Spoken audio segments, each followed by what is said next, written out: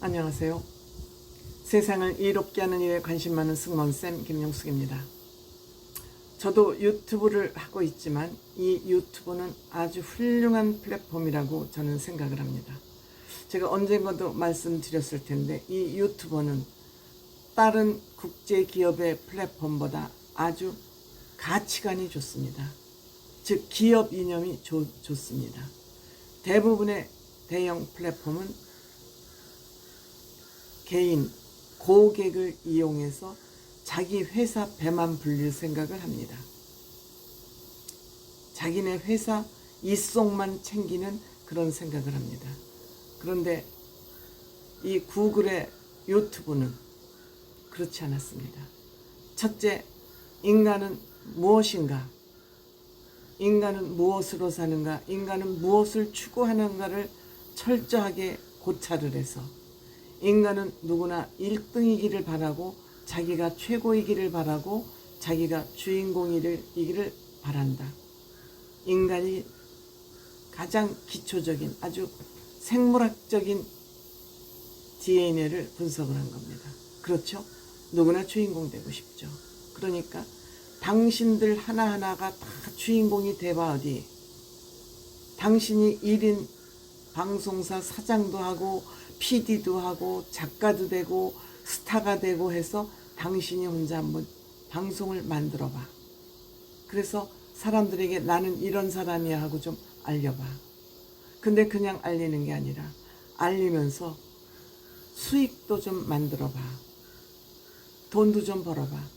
우리 회사만 이런 플랫폼을 해주고 너네들이 활동할 수 있는 장만 마련해 주는 게 아니라 장을 마련해 준과 동시에 여러분들 돈도 좀 벌게 해줄게. 이렇게 이 플랫폼을 만들다 보니까 세계 제일 최고의 플랫폼이 된 것입니다. 지금 모든 관심과 초점과 플랫폼의 핵심이 유튜브입니다. 아주 훌륭한 정신을 기업 가치관을 가지고 만들었다고 생각이 됩니다. 그러면 이렇게 훌륭하게 만든 플랫폼을 활용을 잘해야죠. 이용을 잘해야죠. 훌륭하게 만들어 놨으니까 훌륭하게 활용을 잘해야죠. 그런데 이 유튜브는 후처리, 후관리, 사후관리도 잘하고 있습니다. 만약에 유튜브를 통해서 바람직하지 못한 행위를 하거나 돈벌이를 할 경우에는 차단을 합니다. 즉 유튜브 채널을 폭발을 해버립니다. 즉 수익을 발생하지 못하게도 그런 기준을 확실하게 만들어 놓고 있습니다. 유튜브가 이렇게 남발되다 보니 이 유튜브 시장이 엉망진창이 됐습니다. 대한민국 유튜브도 엉망진창이 됐습니다. 가짜 뉴스를 생산하고 가짜 뉴스를 생산해서 한탕 먹고 튀고 뭐 거기서 끝나는 것이 아니라 지속적으로 가짜 뉴스를 생산해서 대중들의 생각을 혼미하게 만들고 있습니다. 이 혼미하게 만들 뿐만 아니라 이 유튜브를 이용을 해서 사기까지 치고 있습니다. 사기까지 치고 있습니다. 즉 사이버 레카, 본인들이 이 사이버 레카로서 윙윙 울리면서 사회 문제를 해결한다는 그런 컨셉을 내걸고 본인 스스로 사기를 쳤습니다. 그게 바로 쯔양 사건으로 확산이 되고 사회 문제로 공개적으로 등극했습니다. 이래서 지금 현재 이 사기죄로 몇백만씩 구독자를 가지고 있는 이 유튜버들이 구속이 됐습니다. 쯔양을 협박하고 쯔양을 상대로 사기를 쳐서 돈을 갈취한 이 사이버 레카, 대표적인 사이버 레카 3명이 구속이 됐습니다. 구제요, 카라큘라, 이세욱이라고 합니다. 또한 누구죠? 한 사람은 뭐 이따 생각나면 제가 말씀드리겠습니다. 전국진이라는 이 유튜버들이 구속이 됐습니다. 이 구제역과 카라큘라는 짜고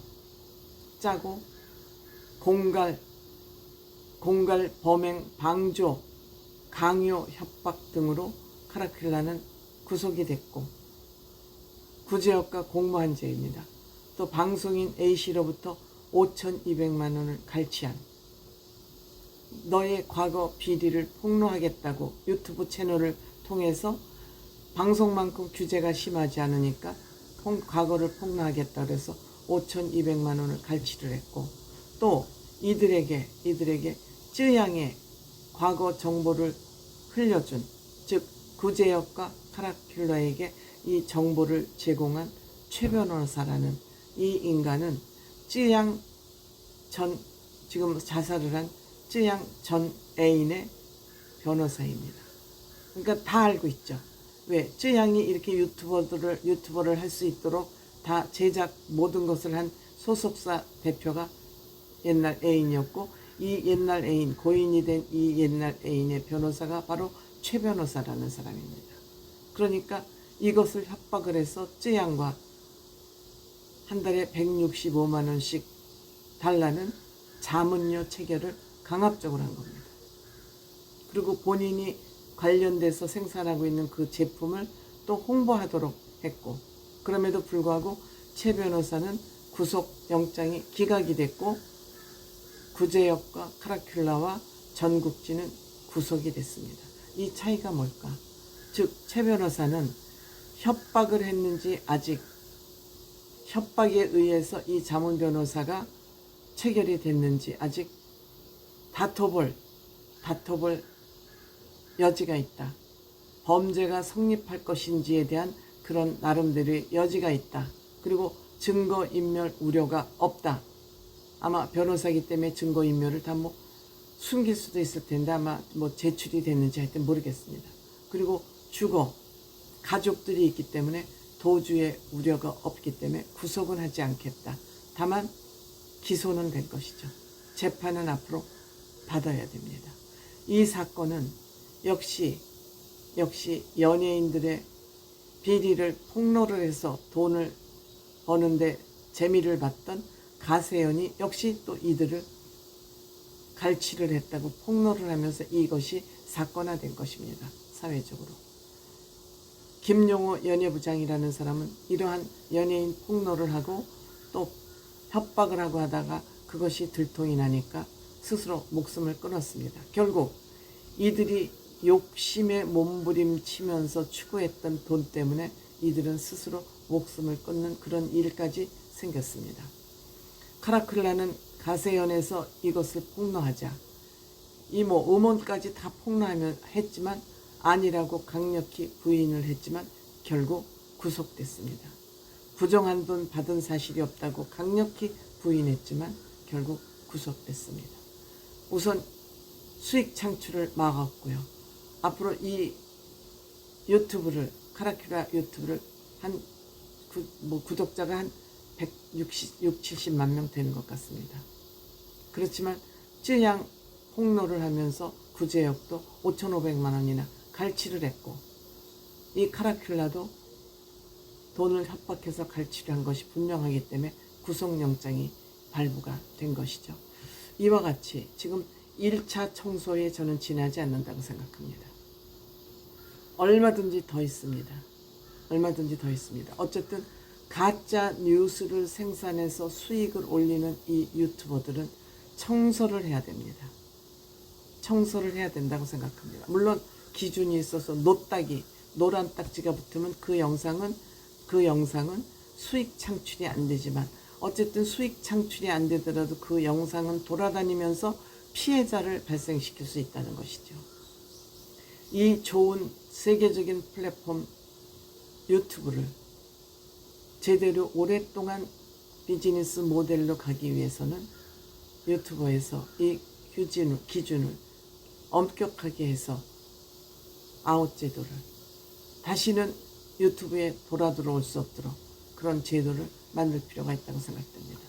또 유튜브는 유튜버들이 많을수록 또 유튜브의 수익이 많이 발생될 수 있기 때문에 그것을 너무 지나치고 강력하게 규제는 할 수 없지만, 어쨌든 유튜버는 나름대로 저는 관리를 잘 하고 있다고 생각됩니다. 노딱을 붙이는 것도 그렇고, 폭력 언어나 이런 것을 하면 영락없이 AI가 걸러가지고 노딱을 붙이곤 합니다. 앞으로 계속 더 엄격한 저는 그 AI의 기준을 만들어야 된다고 저는 생각합니다.